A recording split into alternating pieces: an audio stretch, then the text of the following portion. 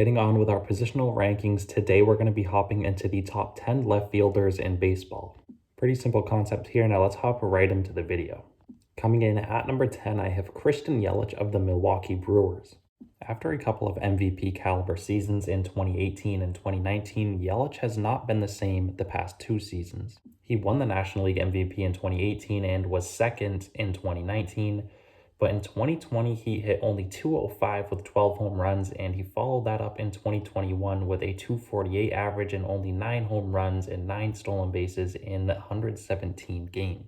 So Yelich is a pretty tough player to rank simply because he went from being an MVP caliber player to basically a below average player. Defensively, Yelich is pretty solid. He's not going to win a gold glove out there in the outfield, but he's also not going to hurt you. But I think Yelich is going to bounce back this year, not in the sense that I think he's going to be an MVP caliber player, but I think he'll be a lot better than he has been the past couple seasons. Moving on, at number 9, I have A.J. Pollock of the Los Angeles Dodgers. Ever since landing in LA back in 2019, Pollock has been a pretty solid source of power in the outfield. Last year, he played in 117 games where he hit 297 with 21 home runs, 61 RBIs, 9 stolen bases to go along with an 892 OPS and a 3.1 WAR.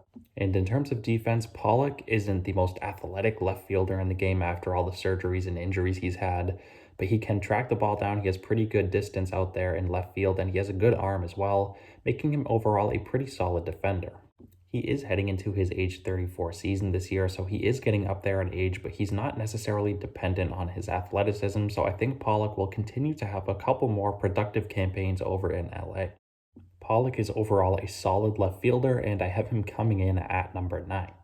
Moving on, at number 8, I have Michael Brantley of the Houston Astros. Brantley has been around for what seems like forever at this point, and he's still playing at a very high level even at the age of 34. Last year, he only played in 121 games, but in those 121 games, he produced. He hit 311 with 8 home runs, 47 RBIs to go along with a 799 OPS and a 2.5 WAR. His glove is pretty average, which is what we're going to hear a lot in today's video. He's not great, but he's also not bad. Brantley is a 5-time All-Star, and 4 out of those 5 All-Star appearances have been in the past 5 years.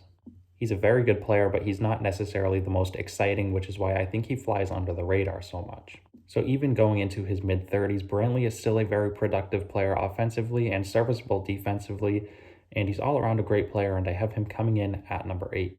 Moving on, at number 7, I have Lourdes Gurriel Jr. of the Toronto Blue Jays. Similar to Michael Brantley, Lourdes Gurriel Jr. is one of the more underrated players in the game today. Last year, he was one of many productive bats in Toronto's offense as he played in 141 games where he hit 276 with 21 home runs, 84 RBIs to go along with a 785 OPS and a 2.7 WAR. On top of the very solid production offensively, Gurriel Jr. is not that bad defensively. He's pretty fast, but not the fastest player in the world, but on top of that, he has a pretty strong arm out there. I think Gurriel Jr. is a lot better than people sought him out to be. I could see him hitting 30, maybe even 35 home runs and driving in 100 RBIs because he's in such a stacked offense, and I think he's really a talented offensive player. Moving on, at number 6, I have Eloy Jimenez of the Chicago White Sox. And you could argue that Jimenez is a DH, but last year he actually played 37 out of his 55 games in left field. All in all, it wasn't a great year for Jimenez as he only played in 55 games where he hit 249 with 10 home runs, 37 RBIs to go along with a 740 OPS and a .7 WAR. On top of that, this guy's glove is atrocious out there. If you watch him play, it's just not pretty. But even with all the red flags and issues with this guy up to this point in his career, the reason why I have him so high is because he has the potential to hit 50 home runs.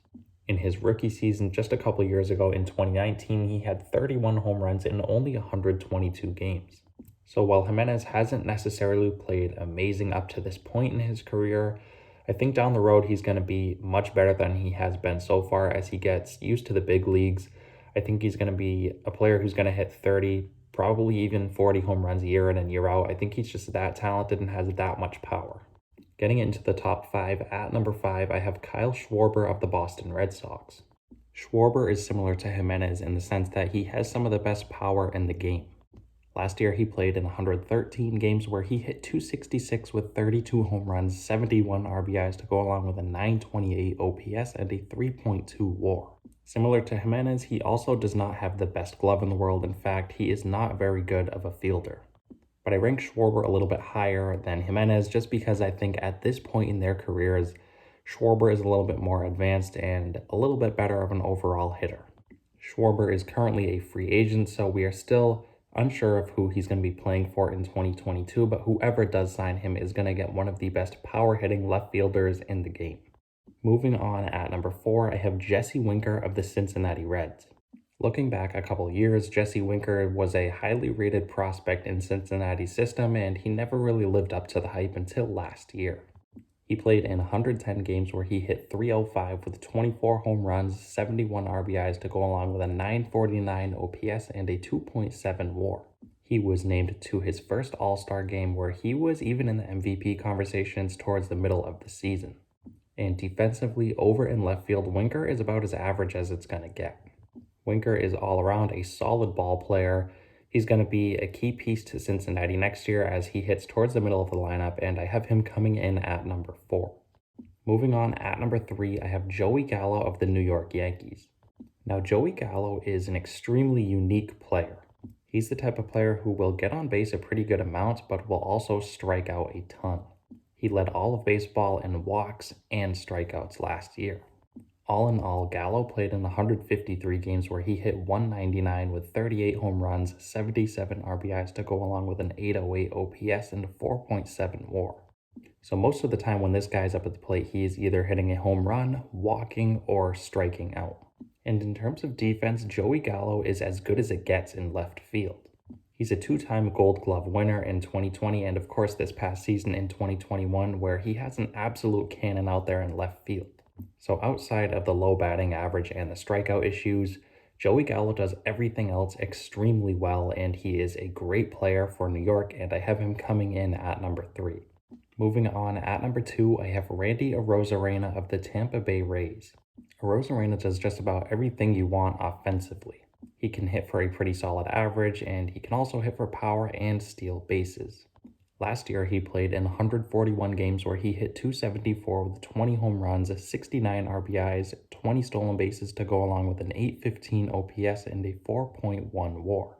And while Arozarena did win the Rookie of the Year last year, he's not necessarily the youngest rookie in the world as he's heading into his age 27 season.